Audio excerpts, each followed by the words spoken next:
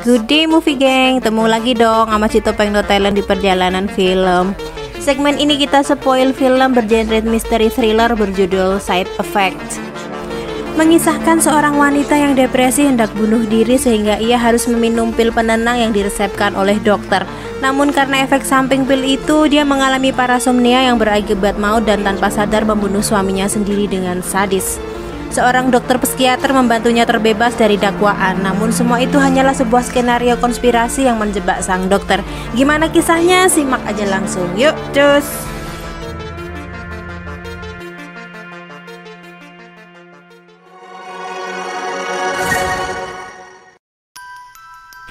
Pada suatu hari di kota Manhattan, New York, seorang wanita muda dan cantik bernama Emily meminta izin libur pada bosnya untuk menjemput suaminya yang bernama Martin.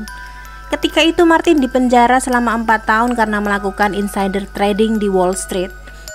Emily dan ibu mertuanya berkendara menjemput kepulangan Martin. Mereka menyambut Martin dengan sukacita. Setelah bercinta, Martin mengatakan jika ia akan bekerja lagi dan berjanji jika ia akan mengembalikan kehidupan mereka sebelumnya yang telah hilang. Scenes beralih di sebuah tempat parkir. Nampaknya Emily begitu sedih. Ia begitu ceroboh menjatuhkan tasnya. Seorang pembersih yang kebetulan berada di sana segera membantunya. Entah apa yang di benaknya kala itu. Ia menatap ke depan dan merasa yakin menginjakan gas mobilnya cukup keras hingga menabrak ke dinding. Beberapa saat kemudian di rumah sakit Manhattan, Emily yang telah sadarkan diri itu ditemui oleh Jonathan Banks, seorang dokter psikiater di sana. Karena ada dugaan percobaan bunuh diri, Dr. Banks menyarankannya untuk tinggal di sana selama beberapa hari ke depan. Namun Emily menolaknya dengan alasan jika suaminya baru saja bebas dan ia harus bekerja. Karena tidak memiliki catatan kekerasan sebelumnya, akhirnya Emily diizinkan pulang, namun dengan syarat ia harus melakukan terapi rutin pada Dr. Banks. Sebelum pergi, Dr. Banks memberikan resep obat penenang yang akan membuatnya selalu bahagia. Beberapa hari kemudian di kantornya, Emily mendadak berlari ke kamar mandi dan membawa obat yang diberikan Dr. Banks. Atasannya menyusul dan mendapati obat itu di wastafel. Atasannya yang pernah mengalami depresi itu mengatakan jika ia mengonsumsi pil yang sama dan juga membuatnya selalu mual. Scenes berganti saat Emily menemui Dr. Banks. Ia bercerita mengenai masa lalunya dan juga memberitahu Dr. Banks bagaimana ia bertemu dengan Martin hingga menikah dengannya. Dulu Martin adalah seorang broker yang sukses. Mereka memiliki kehidupan yang bergelimang harta sebelum polisi membekuk suaminya tersebut. Sejak Martin di penjara, Emily menjadi depresi. Sebelum dengan Dr. Banks, Emily pernah melakukan terapi dengan Dr. Victoria Seabird di Connecticut. Namun Emily tidak pernah mengunjunginya lagi sejak rumahnya disita dan ia harus kembali ke New York karena diterima bekerja sebagai desain grafis di sebuah biro periklanan. Beberapa hari kemudian, Dr. Banks menemui Dr. Victoria di sebuah seminar. Ia menanyakan riwayat psikis Emily. Victoria menceritakan bagaimana kepolisian menyita semua harta bendanya, bahkan asuransi kesehatannya juga dihentikan dan suaminya harus mendekam dalam penjara selama 4 tahun. Dr. Banks juga menanyakan riwayat obat yang pernah diberikannya pada Emily, karena Pinzolov yang diberikannya tidak cocok. Dr. Victoria menyebutkan beberapa obat yang pernah diberikan, namun memiliki efek samping yang membuat Emily tidak nyaman. Dr. Victoria menyarankan untuk mencoba memberikannya obat baru yang sedang naik daun yang bernama Ablixa.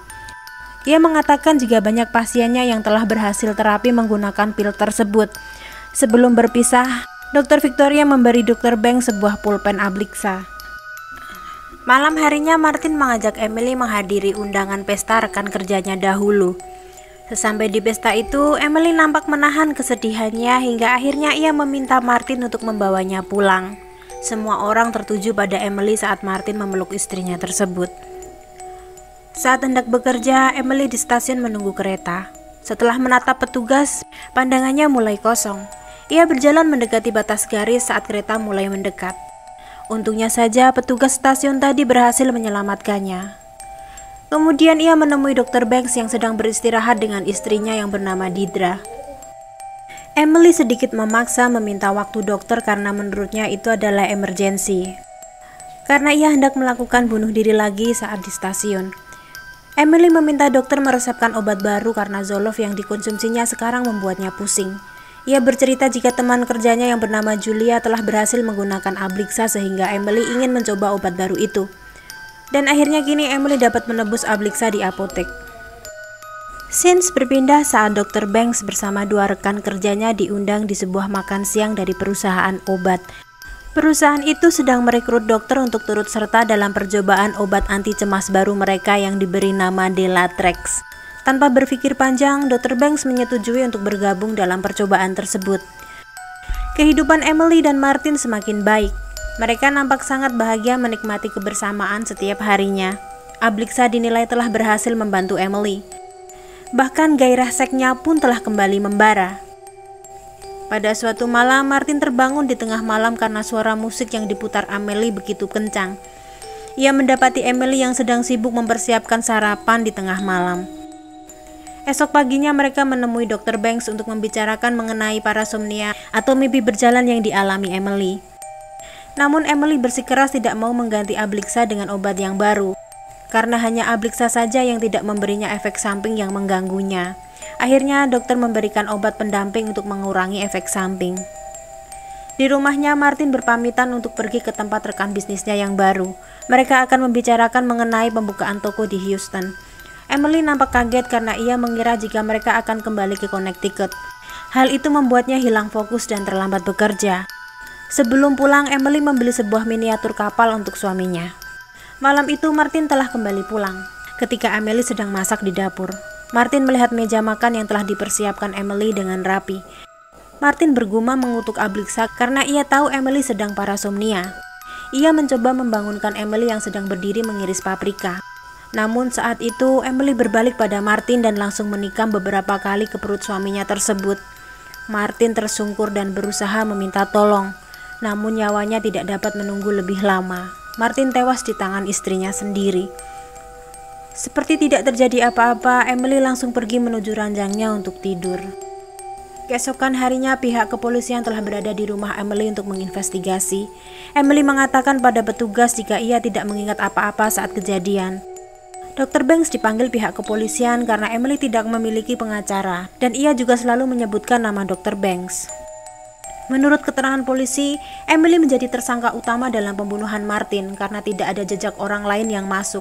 Sidik jari yang berada di pisau dan ia juga berada di TKP. Polisi menanyakan mengenai Ablixa. Dr. Banks menjelaskan jika setelah mengkonsumsi pil itu, Emily mengalami parasomnia. Menurutnya, karena itulah Emily tidak mengingat apa-apa saat kejadian. Hal itu merupakan efek samping Ablixa. Detektif mengatakan jika memang itu benar, maka ada dua kemungkinan, yaitu Emily murni membunuh, dan yang kedua Emily sebagai korban kesalahan pengobatan, yang mana dalam hal ini Dr. Banks pun dapat dituntut. Kemudian Dr. Banks menemui Dr. Victoria untuk mendiskusikan Emily. Namun Dr. Victoria mengatakan jika kepolisian tidak dapat menghukum Emily karena Emily tidak mengingat saat kejadian dan tidak memiliki motif untuk membunuh. Beberapa saat kemudian, Dr. Banks bertemu dengan seorang pengacara yang telah disewa oleh ibunya Martin. Pengacara itu memberikan berkas kasus kriminal yang sama dengan yang dialami Emily. Setelah itu, ibunya Martin menemui Emily di penjara. Emily meminta tolong pada ibu mertuanya itu untuk menyampaikan pesan di publik. Dalam sebuah wawancara berita di televisi, ibu mertua menyampaikan tentang peringatan Emily mengenai pil Ablixa agar konsumen lebih berhati-hati lagi. Kini berita kasus tersebut telah menjadi konsumsi publik hingga para wartawan mengincar Dr. Banks untuk meminta keterangan mengenai kasus Emily. Karir Dr. Banks semakin meredup. Para pasien mulai mempertanyakan tentang kasus tersebut. Bahkan dia diinvestigasi oleh petugas bagian peninjauan medis rumah sakit yang mempertanyakan apakah Dr. Banks masih layak melakukan praktek. Istri Dr. Banks mulai khawatir. Namun Dr. Banks menjelaskan jika ia hanya diminta pengadilan sebagai saksi ahli saja. Di pengadilan mereka menanyakan pada beberapa saksi yang menyaksikan Emily hendak melakukan bunuh diri. Kemudian Dr. Banks mulai menjelaskan bagaimana manusia yang terjaga memiliki sebuah kesadaran, lalu ia akan berniat melakukan sesuatu sebagai responnya. Namun apabila kesadaran itu tidak ada, maka manusia hanya akan merespon sesuai insting, di mana insting ini bertindak tanpa mengerti apa arti tindakan yang dilakukan. Di sini menjelaskan jika ketika Emily tertidur, ia tidak memiliki kesadaran. Dan tanpa kesadaran, kita tidak bisa membuktikan itu sebagai sebuah niat untuk membunuh suaminya. Setelah hakim dan pengacara serta pihak kepolisian berdiskusi, akhirnya Emily dinyatakan tidak bersalah karena gangguan jiwa. Namun ia tak semata bisa bebas begitu saja. Ia akan dipindahkan ke pusat psikiatri forensik untuk sementara karena statusnya masih dalam pengawasan. Karena tidak ingin dianggap gila, ia membujuk Dr. Victoria Siebert sebagai dokter lain yang akan memeriksanya. Namun pengacaranya mengatakan jika ia hanya akan diperiksa Dr. Banks dan beberapa dokter dari pusat psikiatri forensik. Dokter akan mengawasi kondisi mentalnya sampai dinyatakan siap. Lalu pengacaranya akan mengajukan permohonan pembebasannya. Scenes berpindah di kantor Dr. Banks di rumah sakit Manhattan. Ia sedang mendebatkan kasus Emily dengan dua rekan kerjanya. Mereka menyalahkan Dr. Banks yang menyebabkan reputasi rumah sakit itu menjadi jatuh. Rekannya yang bernama Jean juga menuduhnya jika ia memiliki hubungan khusus dengan Emily seperti yang pernah terjadi ketika ia masih menjadi calon dokter di klinik universitas. Jean memberikan sebuah amplop yang berisi tentang pasien skizofrenia yang bernama Allison Flynn. Pada akhirnya, Dr. Banks diberhentikan dari prakteknya di rumah sakit tersebut. Kabar mengenai Allison Flynn terdengar sampai istrinya. Deirdre menanyakan kebenaran keterangan itu jika suaminya memiliki hubungan khusus dengan pasiennya tersebut. Ia juga menanyakan apakah Allison pernah memberinya blowjob di mobil. Namun Dr. Banks membantah dan mengatakan jika itu hanya fantasi Allison semata. Beberapa hari kemudian, kini Emily telah dipindahkan ke pusat psikiatri. Sementara itu, Dr. Banks di rumahnya sedang mencari tahu mengenai pil Ablixa. Ia mendapati nama Dr. Victoria sebagai penulis dalam situs resmi Ablixa. Kemudian ia menemui Victoria. Dari keterangan Victoria, ia merasa ada yang janggal. Karena Victoria mengetahui beberapa hal yang hanya ia sendiri dan tim penyidik yang mengetahui kondisi Emily. Kemudian Dr. Banks pergi ke tempat parkir di mana Emily dulu hendak bunuh diri. Ia bertemu dengan petugas di sana yang bersaksi. Petugas itu mengatakan jika Emily memasangkan sabuk pengamannya sebelum menabrakkan diri. Hal itu membuatnya menjadi lebih curiga dan akhirnya dia mendatangi biro periklanan tempat Emily bekerja. Di sana ia menemukan kata-kata yang sering diungkapkan Emily sebagai gambaran saat ia mau melakukan bunuh diri, yaitu mengenai kabut beracun dalam pikirannya. Ternyata itu adalah ungkapan dari seorang novelis terkenal di Amerika. Lalu ia mencari Julia, teman kerja yang pernah merekomendasikan Ablixa pada Emily. Namun atasan Emily mengatakan jika ia tidak memiliki karyawan yang bernama Julia di sana. Dr. Banks juga mendapatkan petunjuk lain saat melintasi lobi kantor tersebut, yaitu sebuah iklan pengamanan kantong udara mobil. Deirdre sudah mulai kesal dengan Dr. Banks yang masih terobsesi dengan kasus Emily. Ia mengabaikan cerita dari Dr. Banks mengenai kecurigaannya yang semakin kuat terhadap Emily yang menurutnya telah berbohong selama ini. Hari itu jadwal kunjungannya ke tempat Emily. Ini kesempatan Dr. Banks untuk memancing beberapa pertanyaan mengenai kabut beracun. Emily menjawab jika kabut beracun itu sudah mulai menghilang. Dokter juga menanyakan mengenai Julia. Emily sempat tertegun sejenak mengingat nama itu. Setelah dokter mengingatkannya, Emily baru menjawab jika Julia adalah teman kerja lamanya di bar dahulu. Di sini menjelaskan jika Emily berbohong karena ia bekerja di bar adalah ketika dia masih kuliah dulu, sedangkan obat Ablixa baru keluar setelah suaminya dipenjara. Sebelum pulang, Dr. Banks ditemui pihak perusahaan Delatrax yang mana dia sedang dalam penelitian bersama mereka. Perusahaan itu memutuskan untuk memecat Dr. Banks karena kasus Emily. Karena saham perusahaan Ablixa anjlok, kini saham perusahaan mengalami keuntungan 30%. Dr. Banks menyampaikan lagi kecurigaannya tentang Emily yang sepertinya ada hubungannya dengan insider trading saham perusahaan obat-obatan. Dokter meyakini jika Emily telah berhasil melakukan rencana Ablixa dan ia mendapatkan uang yang cukup banyak dari kasus pembunuhan suaminya. Namun hal itu justru membuat mereka bertengkar karena menurut Deirdre, Dr. Banks telah mengabaikan keluarganya karena kasus tersebut. Dr. Banks masih bersikeras mengungkap kebohongan Emily karena ia hendak mengembalikan nama baik yang telah mencoreng reputasinya. Kunjungan selanjutnya, Dr. Banks memberikan tes dan merekamnya. Ia mengatakan jika tes ini adalah cara tercepat untuk membebaskannya dari tempat itu. Ia menyuntikkan sodium amital di mana akan menunjukkan kondisi pikiran yang sejujurnya sebelum akhirnya mengantuk dan tertidur. Kemudian, Dr. Banks menunjukkan rekaman tersebut pada pihak kepolisian. Ia mengatakan jika dalam suntikan tersebut tidak ada obat amital melainkan hanya infus biasa yang tidak akan memberinya efek samping apapun. Namun Emily justru tidak sadarkan diri di dalam rekaman. Itu sudah cukup membuktikan jika Emily berbohong. Setelah berpikir sejenak, polisi itu meminta Dr. Banks untuk menghancurkan rekaman karena keputusan pengadilan telah ditetapkan. Dr. Banks terlambat memberikan bukti-bukti tersebut, karena tidak mungkin mereka memulai lagi dari awal. Kepolisian itu menekan jika Dr. Banks telah gagal dan menyebabkan orang meninggal. Sedangkan polisi itu juga gagal karena tidak ada satu orang pun yang ia masukkan ke dalam penjara. Kemudian dia meminta bantuan Jin untuk melakukan pengecekan darah pada Emily untuk membuktikan bahwa Emily berbohong. Namun Jin menolak dan memilih meninggalkan Dr. Banks. Karena putus asa, akhirnya ia menelpon istrinya jika ia akan move on dan menutup kasusnya tersebut. Ia pergi ke tempat Emily untuk mengundurkan diri. Namun saat mengisi daftar pengunjung, ia menemukan nama Dr. Victoria di sana. Dr. Banks segera menemui Dr. Victoria di kediamannya. Dr. Victoria mengatakan jika Emily telah menelponnya dan mengatakan tentang tes amital tersebut. Dia sedikit terprovokasi dengan perkataan Dr. Victoria hingga membuatnya akan terus melakukan observasi dan pemberian obat pada Emily. Sampai di rumah, dokter menemukan istrinya yang marah-marah dan mengatakan jika ia dan anaknya akan pergi dari rumah tersebut. Deidre memberikan foto suaminya itu sedang bersama Emily saat beberapa waktu lalu berkonsultasi.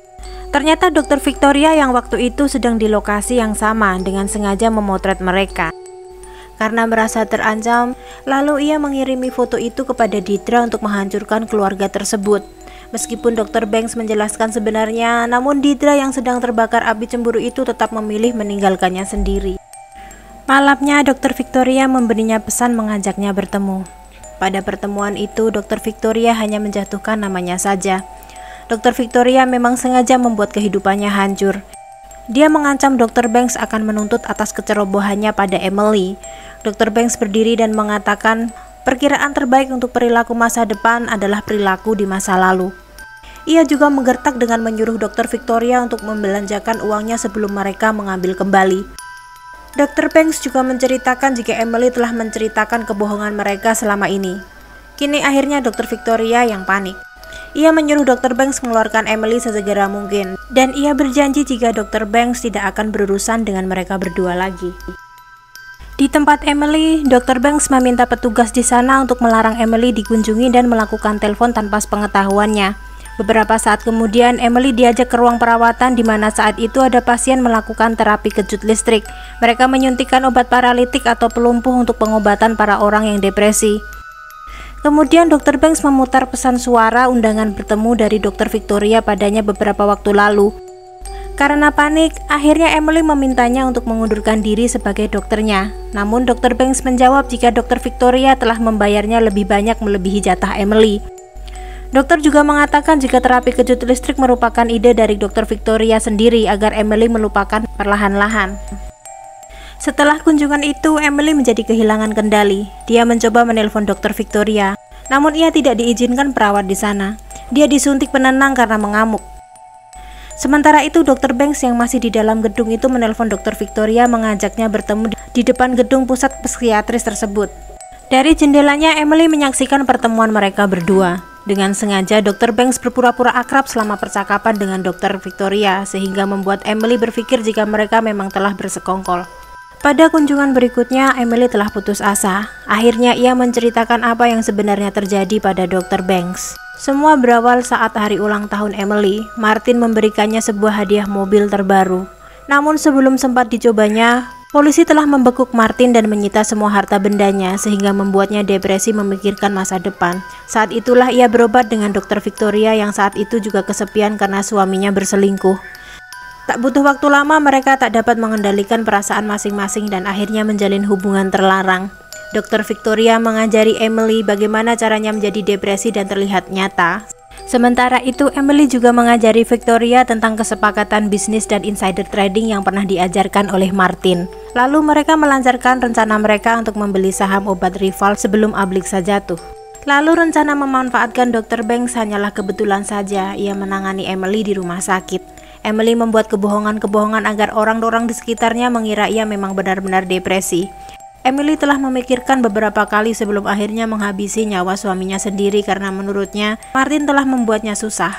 Emily selalu membuang pil-pil yang selama ini diresepkan untuknya. Dr. Banks mengatakan jika Dr. Victoria telah memprediksi Emily akan berkhianat seperti yang ia lakukan pada Martin, sehingga membuat Dr. Victoria tidak akan mengeluarkannya dari tempat itu. Namun, Emily memandang tajam pada Dr. Banks dan memberinya sebuah penawaran. Scenes berpindah saat persidangan pengajuan pembebasan Emily. Dr. Banks dengan yakin menyatakan jika Emily telah siap secara mental untuk bebas bersyarat dari perawatan jalan. Ia mengajukan pembatalan karantina. Hakim mengatakan pada Emily, jika ia melanggar ketentuan pembebasan, maka ia akan mengkarantinanya lagi. Emily menyetujui dan akhirnya ia pun bebas. Beberapa hari kemudian, Emily menemui Dr. Victoria dan melepas kerinduan dengan kekasihnya tersebut. Emily menanyakan di mana Victoria menyimpan uang hasil saham mereka. Tanpa curiga, Victoria menjawab jika ia telah menyimpan dalam 2 rekening atas namanya dan Emily di negara Dubai dan Grand Cayman. Saat itu Victoria menanyakan apakah kehadiran Emily tidak diketahui siapapun karena ia mempertaruhkan hidupnya untuk sebuah konspirasi pembunuhan Martin. Saat memeluk Emily, tanpa sengaja Victoria menemukan alat rekam di pinggang Emily hingga membuatnya terkejut. Victoria berjalan membuka pintu dan ternyata pihak kepolisian sudah menunggu akan menangkapnya dengan tuduhan konspirasi pembunuhan dan penipuan saham. Beberapa hari setelahnya, Emily datang ke tempat praktek Dr. Banks yang baru.